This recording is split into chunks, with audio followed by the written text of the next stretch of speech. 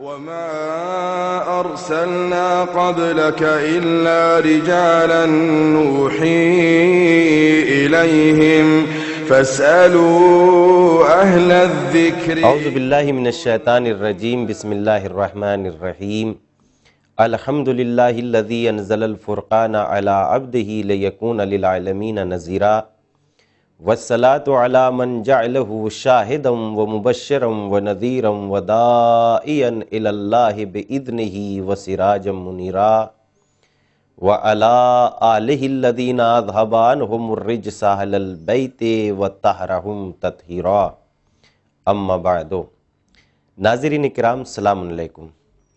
دینی احکام میں آپ سبھی کا استقبال ہے، جس میں ہم آپ کی خدمت میں سوال و جواب کی صورت میں احکام شریعہ بیان کرتے ہیں.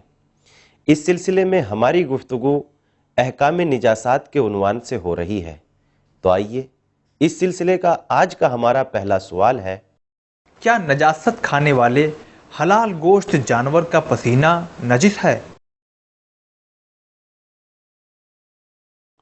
جواب پیش خدمت ہے، نجاست کھانے والے اونٹ کا پسینہ نجس ہے، اور ہر اس حیوان کا پسینہ نجس ہے جسے انسانی نجاست کھانے کی عادت ہو. دوسرا ہمارا سوال ہے: اگر کوئی شخص حرام فعل کے ذریعے مجنب ہو تو کیا اس کا پسینہ نجس ہے؟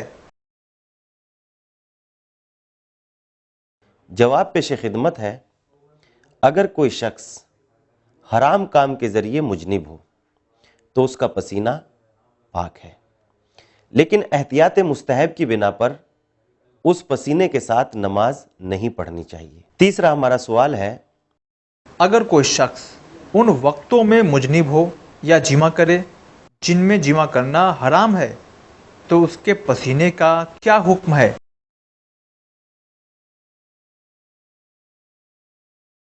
جواب پیش خدمت ہے، اگر کوئی شخص ان وقتوں میں جمع کرے جن میں جمع کرنا حرام ہے، جیسے مثلا ماہ رمضان المبارک کے دن میں جمع کرے اپنی زوجہ سے، تو اس کے پسینے کا وہ حکم نہیں ہوتا جو حرام سے مجنب ہونے والے شخص کے پسینے کا حکم ہے. چوتھا ہمارا سوال ہے: اگر کوئی شخص حرام کام کے ذریعے مجنب ہوا ہو اور وہ بجائے غسل کے تیمم کرے تو اس کے پسینے کا کیا حکم ہے؟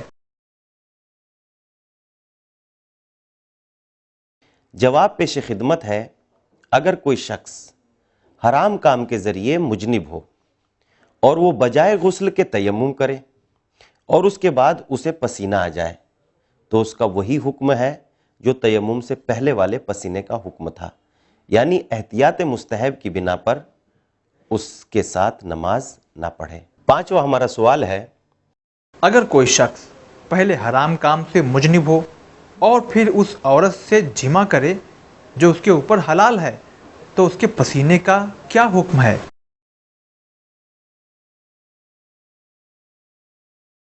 جواب پیش خدمت ہے، اگر کوئی شخص پہلے حرام فعل کے ذریعے مجنب ہو اور بعد میں اس عورت سے جمع کرے جو اس کے لیے حلال ہے تو اس کے لیے احتیاط مستحب یہ ہے کہ اس پسینے کے ساتھ نماز نہ پڑھے.